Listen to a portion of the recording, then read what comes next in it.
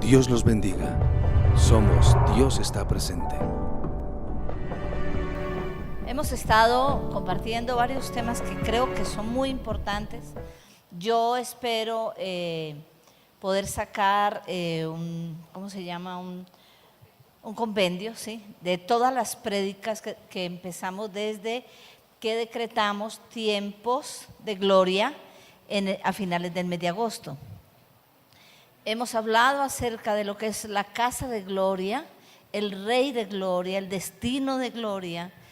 Y quiero hablar hoy acerca de una visión de gloria, una visión de gloria.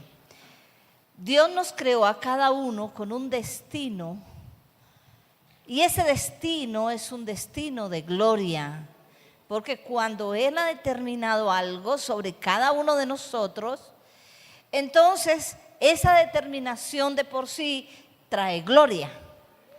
Cuando nosotros caminamos en esa gloria, en ese destino, entonces la gloria es manifestada en el destino que nosotros desarrollamos en Dios. Efesios 2:10, el Señor dice que somos hechura suya, creados en Cristo Jesús para buenas obras, las cuales Dios preparó de antemano para que anduviésemos en ellas. Es decir, somos creación de Dios, fuimos creados en Cristo y de antemano, desde antes de que fuéramos creados, Dios preparó obras para que camináramos en ellas. La visión de gloria no necesariamente nos hablará de hoy. La visión generalmente nos habla de futuro. Daniel fue un hombre de visiones. Y dice en Daniel capítulo 9 que cuando Dios llamó a Daniel y comenzó a manifestarle visiones futuras, visiones que tenían que ver con las naciones, visiones que tenían que ver con reinos, dice la palabra que apareció un ángel que le dijo lo siguiente en Daniel 9, 22 y 23. Dice así: y me hizo entender y habló conmigo diciendo: Daniel, ahora he salido para darte sabiduría y entendimiento. Al principio de tus ruegos fue dada la orden y yo he venido para enseñarle la visión, porque tú eres muy amado. Entiende pues la orden y entiende la visión. Es decir, que necesariamente toda visión requiere un entendimiento, que necesariamente toda visión requiere sabiduría para ponerla en práctica. Y una de las cosas que deben estar junto con una visión es pedirle a Dios entendimiento, es pedirle al Señor sabiduría para poder entender la visión y poder caminar en ella. Quiero referirme en esta mañana acerca de lo que Dios tiene para ti y para los tuyos. Es un destino de gloria que está manifestado a través de una visión de gloria que Dios ha revelado a tu vida o que revelará a tu vida, porque Dios es un Dios de futuro. Y Dios generalmente entonces llama a alguien y le habla de un futuro. En primer lugar, respecto a la visión de gloria, quiero hablar acerca de que Dios coloca en todo niño un destino.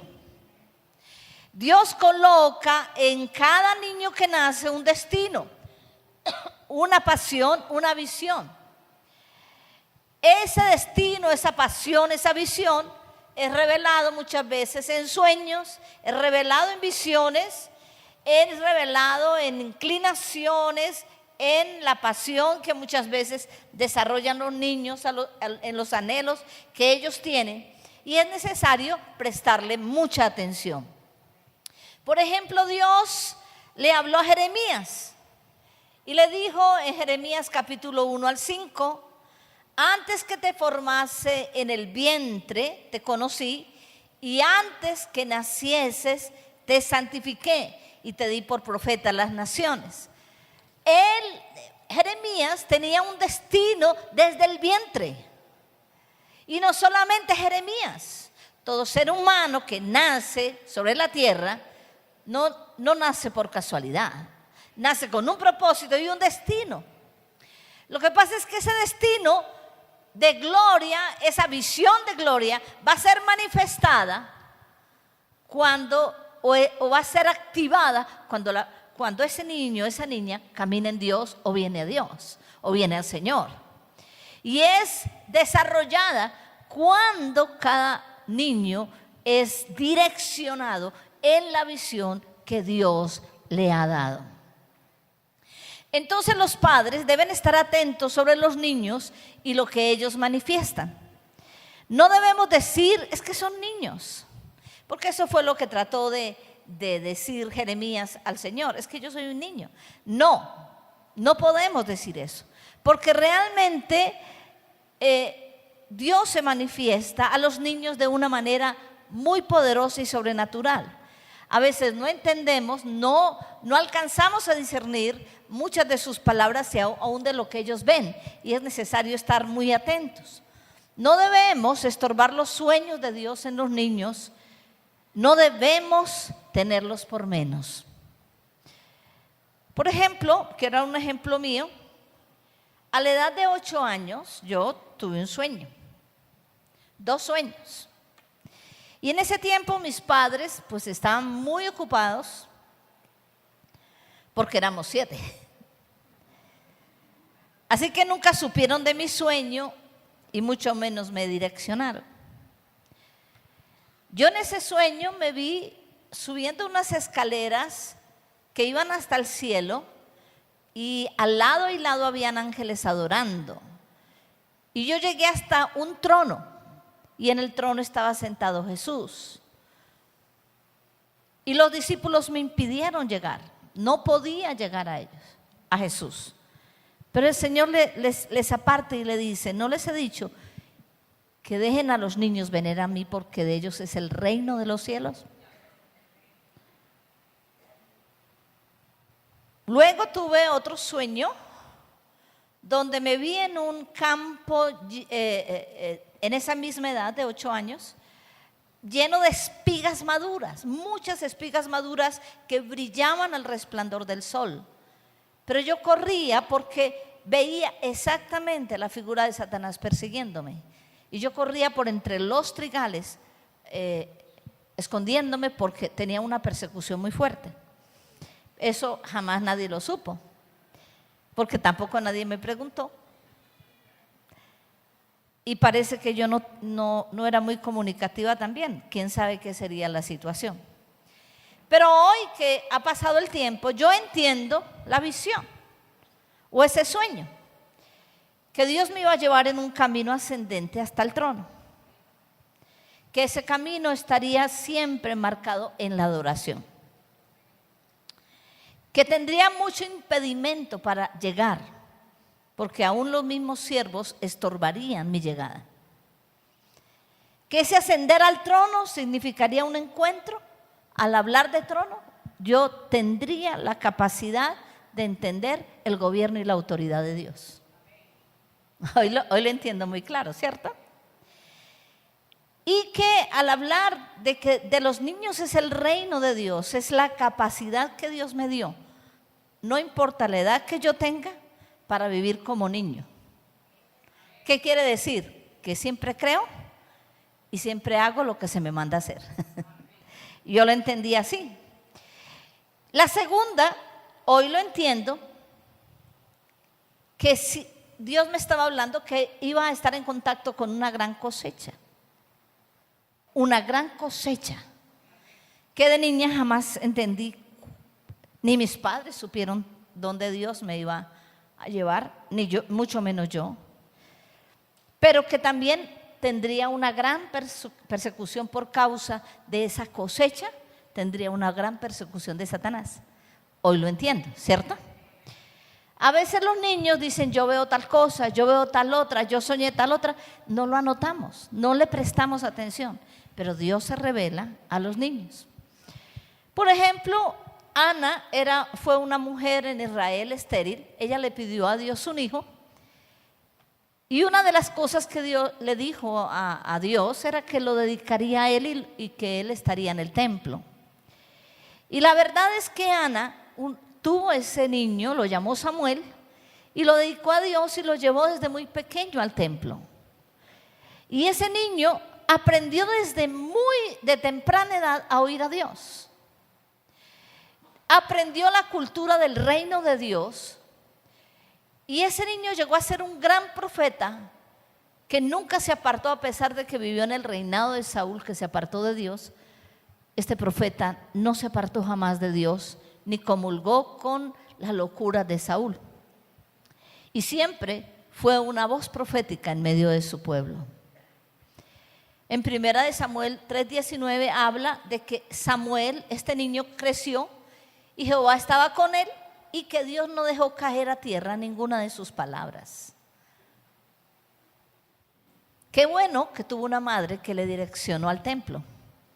Qué bueno que tuvo una madre que entendió el valor del templo. Hoy en día se ha olvidado el valor del templo. Es muy importante que los niños estén en el templo porque están aprendiendo la cultura del reino. Qué bueno que los padres direccionen a los niños al templo, porque hará que aunque haya una cultura corrompida, ellos jamás se corrompan. Otro hombre que tuvo sueños fue José. José se le llamaba el soñador. Y él tuvo los sueños, quizás no de bebé, pero sí cuando tenía 17 años. Quisiera que vayamos a Génesis 37, en el verso 2. Dice que José, Génesis 37, podemos leer verso 4 al 11. 4 al 11 dice, Génesis 37, verso 4 al 11, y viendo sus hermanos que su padre lo amaba más que a todos sus hermanos, le aborrecían y no podían hablarle pacíficamente. Y soñó José un sueño y lo contó a sus hermanos, y ellos llegaron a aborrecerle más todavía. Y él les dijo: oíd ahora este sueño que he soñado. He aquí que atábamos manojos en medio del campo, y he aquí que mi manojo se levantaba y estaba derecho, y que vuestros manojos estaban alrededor y se inclinaban al mío. Le respondieron sus hermanos: ¿reinarás tú sobre nosotros? ¿O señorearás sobre nosotros? Y le aborrecieron aún más a causa de sus sueños y sus palabras. Soñó aún otro sueño y lo contó a sus hermanos diciendo: he aquí que he soñado otro sueño, y he aquí que el sol y la luna y 11 estrellas se inclinaban a mí. Y lo contó a su padre y a sus hermanos. Y su padre le reprendió y le dijo: ¿qué sueño es este que soñaste? ¿Acaso vendremos yo y tu madre y tus hermanos a postrarnos en tierra ante ti? Y sus hermanos le tenían envidia, mas su padre meditaba en esto. ¿Qué es lo que está soñando mi hijo? A veces no es necesariamente que los sueños provienen de una frijolada. A veces los sueños pueden ser de Dios. Los padres deben discernir qué sueños están teniendo los niños, qué es lo que están viendo. Yo estoy viendo algo en el cuarto. Ellos tienen una capacidad de ver. Y la responsabilidad de los padres, naturales o espirituales, es direccionar a los hijos en los sueños. Es importante que nosotros podamos entender que Dios tenía un destino sobre José. Era que lo iba a levantar por encima de su padre y de sus hermanos. Sin embargo, este sueño estaba manifestando que Dios lo iba a levantar en gobierno y en exaltación. Esto causó que sus hermanos lo aborrecieran y quisieran matarlo. Pero al final no lo mataron, sino que lo vendieron como esclavo. Entonces, hablando de una visión de gloria, en primer lugar, el tema que he tocado es que Dios coloca en cada niño un destino y se lo revela, se lo pone dentro del corazón y que debemos estar atentos a ello.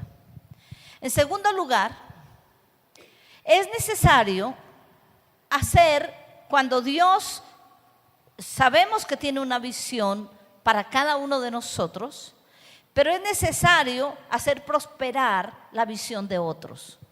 Es necesario hacer prosperar la visión de otros. Esto pasó con José.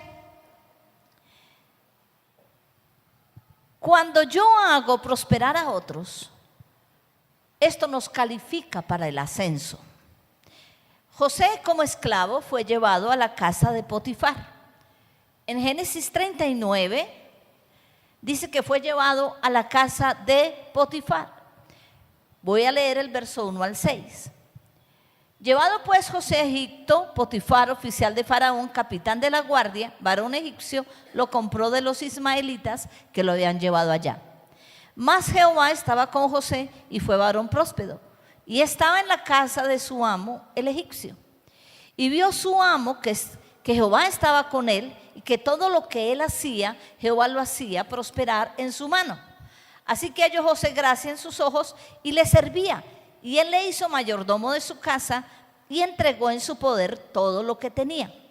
Y aconteció que desde cuando le dio el encargo de su casa y todo lo que tenía, Jehová bendijo la casa del egipcio a causa de José.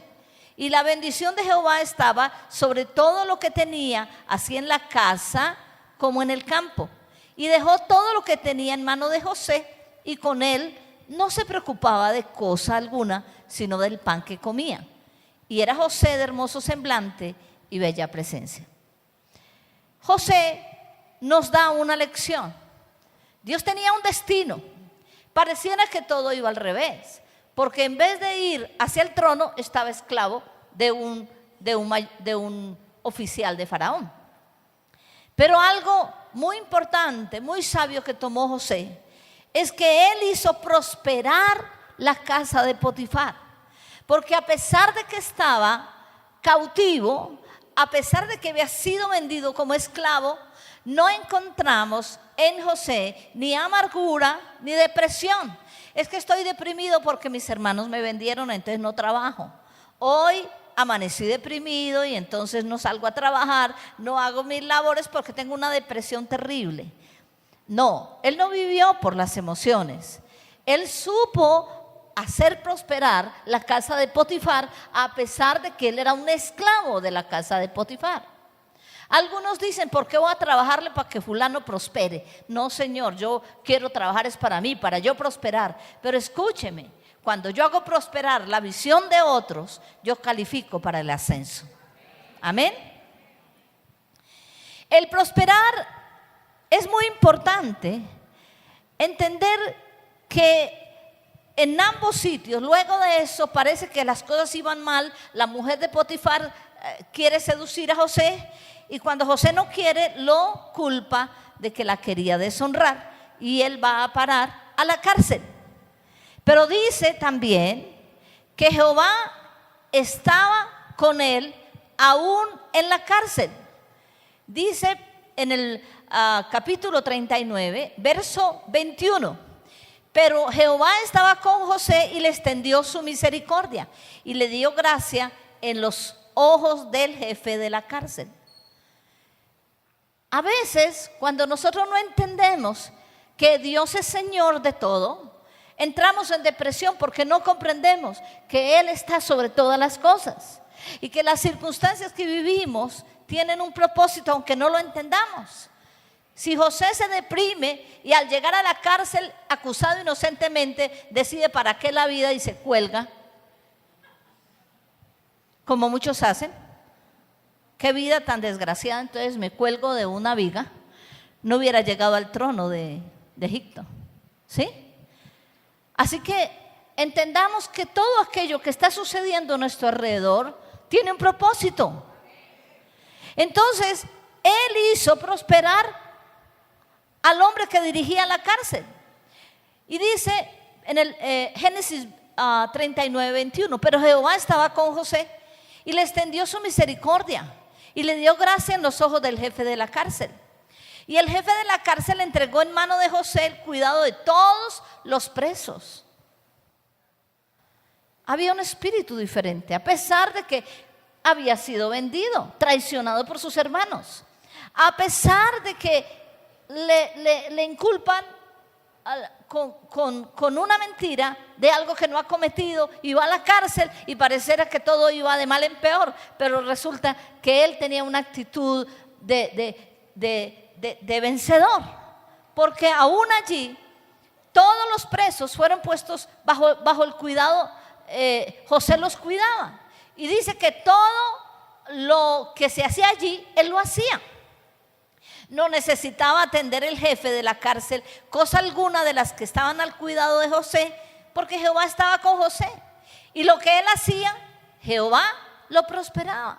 Aprendió a caminar y a bendecir la visión de otro.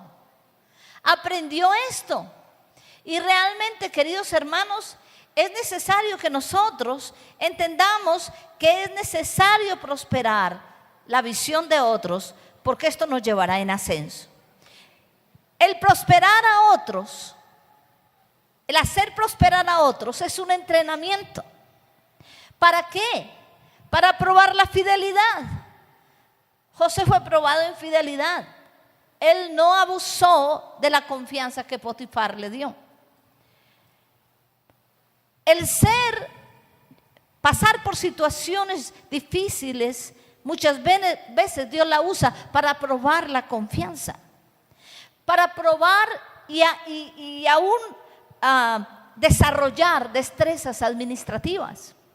Porque allí, siendo mayordomo de Potifar, él creció administrativamente. Cuando él bajo su cargo tuvo todo.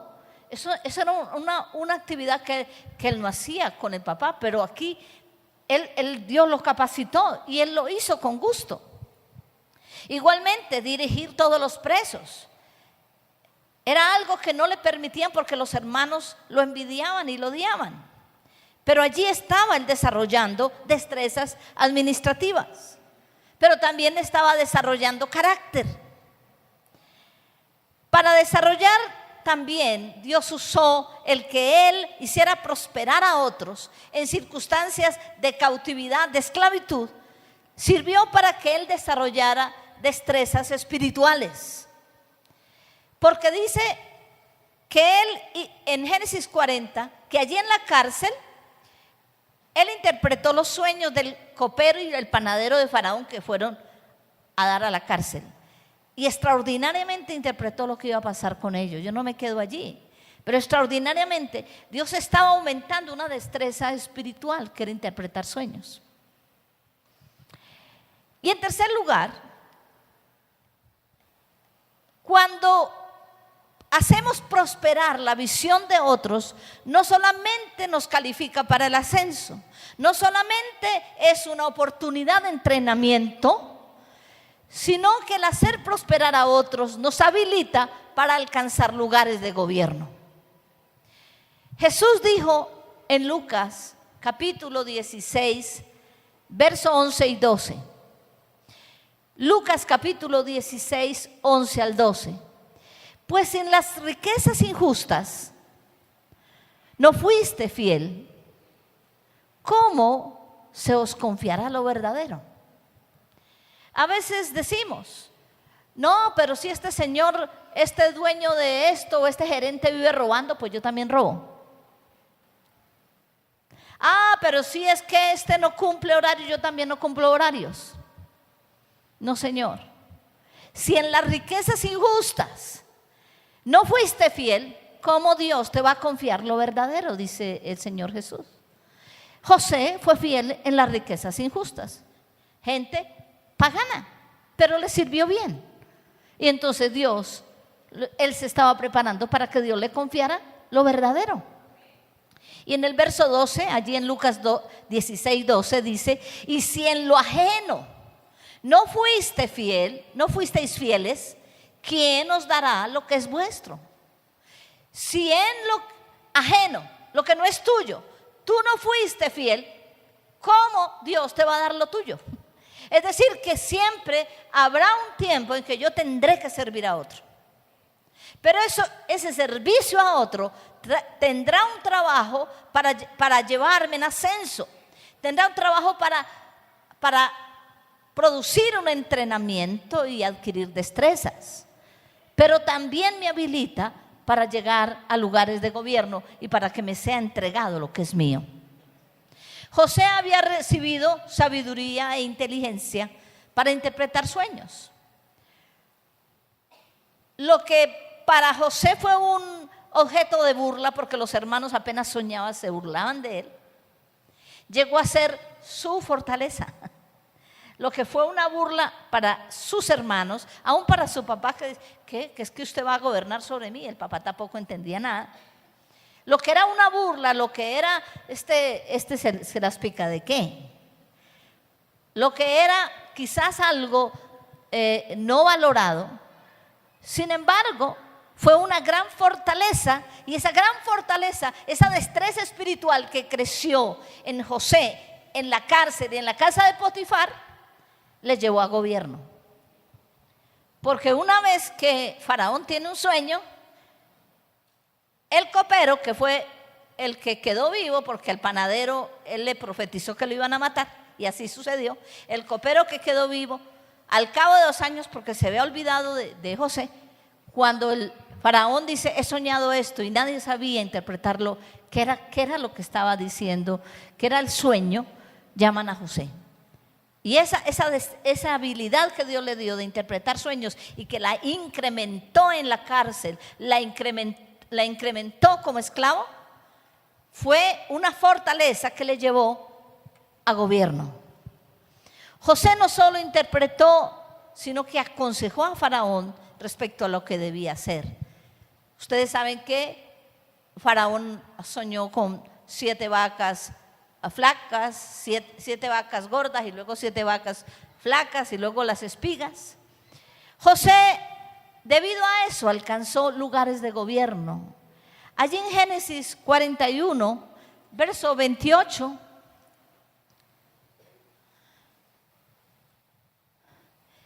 mire lo que él le dijo a Faraón. Génesis 41, 28. Esto es lo que respondo a Faraón. Lo que Dios va a hacer lo ha mostrado a Faraón. He aquí vienen 7 años de gran abundancia en toda la tierra de Egipto, y tras ellos seguirán 7 años de hambre, y toda la abundancia será olvidada en la tierra de Egipto, y el hambre consumirá la tierra. Y aquella abundancia no se echará de ver a causa del hambre siguiente, la cual será gravísima. Y el suceder el sueño a Faraón 2 veces significa que la cosa es firme de parte de Dios, y que Dios se apresura a hacerla. Porque Faraón tuvo el sueño, los mismos 7, con vacas y con espigas. Dice, al suceder 2 veces, esto es algo firme de parte de Dios. Lo que indica que él, aún como esclavo y aún en la cárcel, tenía una gran comunión con Dios. Tenía una gran comunión con Dios y sabía lo que Dios le estaba hablando a Faraón. Y luego dice en el verso 33, por tanto, provéase ahora Faraón de un varón prudente y sabio, y póngalo sobre la tierra de Egipto. Haga esto Faraón, y ponga gobernadores sobre el país, y quinte la tierra de Egipto en los 7 años de la abundancia, y junten toda la provisión de estos buenos años que vienen, y recojan el trigo bajo la mano de Faraón para mantenimiento de las ciudades, y guárdenlo, y esté aquella provisión en depósitos para el país, para los 7 años de hambre que habrá en la tierra de Egipto, y el país no perecerá de hambre. Entonces, mira lo que hizo José. Hizo prosperar la casa de Potifar, hizo prosperar la cárcel, y ahora está haciendo prosperar el país donde está. Está haciendo prosperar, está dándole una directriz. Así que entonces Faraón dice, ¿y quién me podrá dirigir en esto sino este hombre? Y lo coloca por gobernador de Egipto. Entonces, verso 41, dijo además Faraón a José, he aquí yo te he puesto sobre toda la tierra de Egipto. Entonces Faraón quitó su anillo de su mano y lo puso en la mano de José, y lo hizo vestir de ropas de lino finísimo, y puso un collar de oro en su cuello, y lo hizo subir en su segundo carro, y pregonaron delante de él doblar rodilla, y lo puso sobre toda la tierra de Egipto. Mire ustedes que hacer prosperar la visión de otro es muy importante porque nos lleva a ascenso, porque nos produce un gran entrenamiento para cuando Dios me dé lo verdadero, o lo que es mío, o lo que es propio. Pero también el hacer prosperar la visión de otro me llevará a gobierno. Amén. En tercer lugar, la promesa de Dios, porque miramos el caso quizás de José y pensamos, bueno, es que José era privilegiado de Dios, ¿sí? Bueno, es que Samuel, pues profeta, pues son hombres especiales, pero eso no nos corresponde a nosotros. Pero yo quiero decirte que sí te corresponde a ti. Porque la promesa para la iglesia, dada en Hechos capítulo 2, verso 17, Hechos capítulo 2, verso 17, es la promesa que Dios está trasladando a todos nosotros, no a unos pocos. Dice el verso 16, mas esto es lo dicho por el profeta Joel. En los postreros días, dice Dios, derramaré de mi espíritu sobre toda carne, y vuestros hijos y vuestras hijas profetizarán. Vuestros jóvenes verán visiones, y vuestros ancianos soñarán sueños. Y de cierto sobre mis siervos y sobre mis siervas en aquellos días derramaré de mi espíritu y profetizarán. Entonces, iglesia, la promesa es que por el Espíritu Santo habría un derramamiento de visiones, de sueños y de profecías sobre toda carne, no solamente José o Daniel o Samuel. Ahora en Cristo Jesús es sobre toda carne. Es el privilegio, no es el privilegio de uno solo, es sobre toda carne. En los postreros días, y estamos en los postreros días, que Dios ha prometido que derramará de su espíritu sobre toda carne. Estos son los recursos de Dios para su pueblo. Y la pregunta, ¿para qué las visiones? ¿Solo para ver ángeles o demonios? ¿O para que podamos ver situaciones y diseños de Dios para el futuro? Porque a través de las visiones Dios puede revelar el propósito que tiene con los niños, con los adolescentes, con los jóvenes, con las familias, con la iglesia. Las visiones son para mostrar el futuro de Dios. Las visiones son para mostrar propósitos de Dios. Y Dios dice que todo hombre en Cristo las puede tener. Porque Dios en Cristo nos da visiones. Capacidad de ver el futuro, capacidad de ver propósitos. No importa los tiempos. Isaías lo vio cuando ya era un adulto. Y dice que no solamente habrán visiones, sino que habrán sueños sobre los ancianos. Y Dios lo da para ver lo que humanamente no se puede realizar y verlo en Dios. Dios da los sueños para tener objetivos y mirar lo que no hemos podido alcanzar.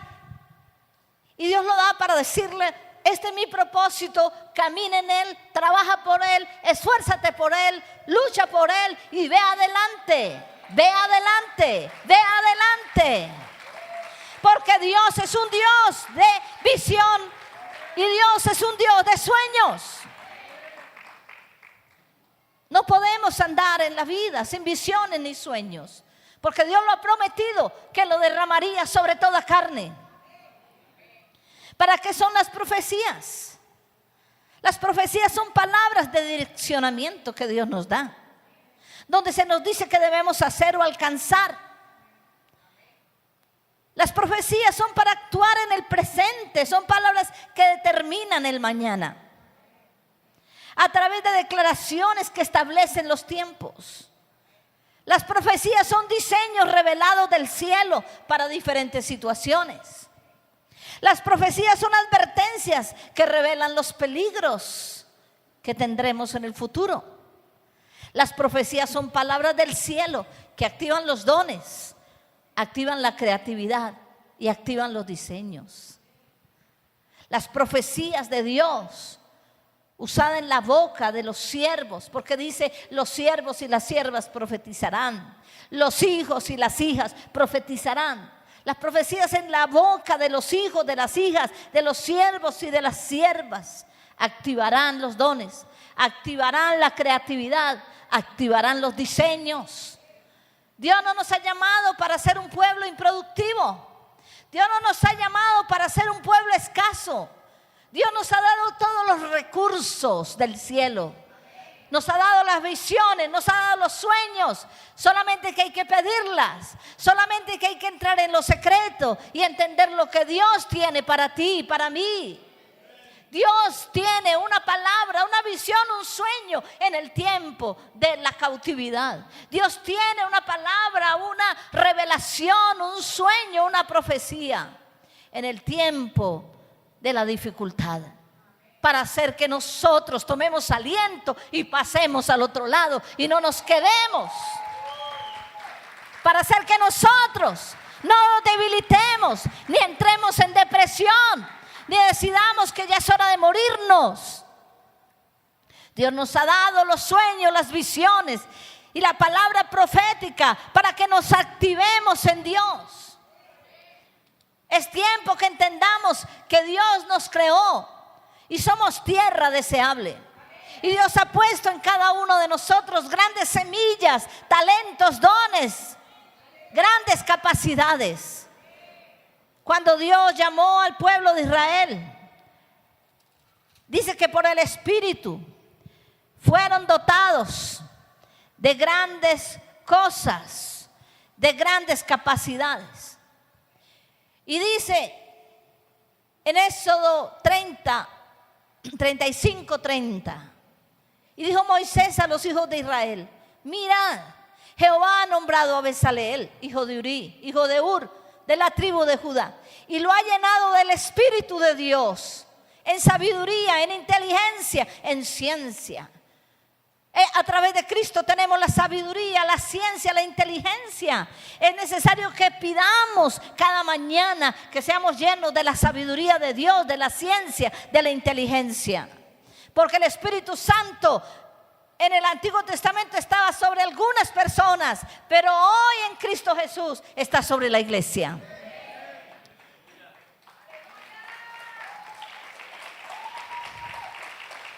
Y lo ha llenado del Espíritu de Dios en sabiduría, en inteligencia, en ciencia y en todo arte, para proyectar diseños, para trabajar en oro, en plata, en bronce y en la talla de piedras de engaste y en obra de madera, para trabajar toda labor ingeniosa.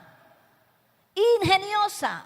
Lo he llenado de sabiduría para hacer, dice en el 35, para que hagan toda obra de arte y de invención. Inclusive, si hay algún pueblo que debe tener inventos, es el pueblo de Dios, porque el Espíritu Santo puede traer inventos y puede capacitarnos. Es tiempo que nosotros rompamos con una cultura de los pueblos, del pueblo latinoamericano, una subcultura de no se puede, no soy capaz. Es tiempo que entendamos que hemos sido traídos al reino de Dios y que en el reino de Dios hay visiones, que hemos sido diseñados con propósito, que somos hechura de Dios y creados en Cristo para buenas obras, que de antemano Dios ya preparó, que simplemente que nosotros tenemos que venir y buscar al Señor y decirle: Señor, yo quiero lo que tú has prometido, quiero las visiones, lo que tú tienes para mí, lo que tú tienes para mi casa, lo que tú tienes. Es necesario que entendamos que no tengamos por poco lo que estamos haciendo hoy. No tengamos por poco el lugar donde estamos. Recuerda que cuando tú haces prosperar el lugar donde tú estás, entonces Dios prospera tu casa, Dios prospera tu obra, Dios te entrena, Dios te capacita. Nada es en vano en Dios. Dios está trabajando en nosotros para cosas poderosas. Dios quiere que nos levantemos de esa condición de no se puede, no soy capaz, y entendamos que tenemos al Espíritu Santo de Dios que nos capacita en toda cosa y que Él nos puede llenar de sabiduría, de ciencia, para inventos, para diseños y para toda obra ingeniosa. Aún para entender cosas que todavía no conozco ni entiendo. Es hora que tomemos los recursos de Dios, porque Dios ha traído sobre nosotros y sobre toda casa de gloria hay visiones de gloria. Y la gloria tiene que ver con la manifestación de los propósitos de Dios. Y cuando caminamos en los propósitos de Dios, entonces la gloria de Dios se manifiesta. Es hora de que entendamos que Dios está trabajando desde que estamos bebés, desde que estamos en el vientre de la madre. Es hora que entendamos que tenemos que prestar mucha atención a las nuevas generaciones. Es hora de que entendamos que es necesario levantar a los hijos en el templo, amando la cultura del reino para que no se pierdan luego cuando estén mayores. Es hora que entendamos que es tiempo de prestar atención, porque no importa en qué tiempo tú tengas una visión. Quizás voy a decirte una cosa, que Abraham, llamado el padre de la fe, ¿sabe cuándo tuvo una visión de Dios? A los 75 años. A los 75 años. Y la visión que le dio es que vas a ser padre. Y padre de multitudes. Y no tenía un solo hijo. Y tuvo que esperar como 25 años para tener el hijo. Una visión a veces es probada. La visión a veces se demora en el tiempo, pero si perseveramos, la alcanzamos. A veces es demorada, porque Dios está preparando nuestra vida para que asumamos con responsabilidad lo que Dios ha puesto en nuestra mano. Pero Dios la cumplirá, porque Él es fiel. Fiel es el que prometió, el cual también lo hará. Es hora que nos despertemos a las visiones de Dios, a los sueños de Dios, porque somos un pueblo del Espíritu Santo. Es hora que entremos en una mayor comunión con el Espíritu Santo y entendamos que no estamos en esta tierra por casualidad. Y que aún en el lugar donde estés en este momento, puede que te sientas esclavo, te sientas cautivo. Allí Dios tiene su mano sobre ti. Porque José era esclavo y era cautivo, pero Dios estaba con él. Dios estaba con él. Dios estaba con él. No importa dónde estés. Ni siquiera tú sabes, pero puedes hacer prosperar el lugar donde estás. Por causa tuya, ese lugar, esa empresa puede ser prosperada. Así es. Seamos más conscientes de lo que somos, que en nosotros habita Cristo Jesús. Y en Él habita la plenitud de la deidad. Y que en Él estamos completos. Entendamos que el Espíritu Santo fue dejado. Y el Espíritu Santo ha sido derramado sobre nosotros. Y que tenemos acceso a través del Espíritu Santo a las visiones de Dios, a los sueños de Dios y a la palabra de Dios. Vamos a colocarnos de pie. Dios los bendiga. Somos Dios está presente.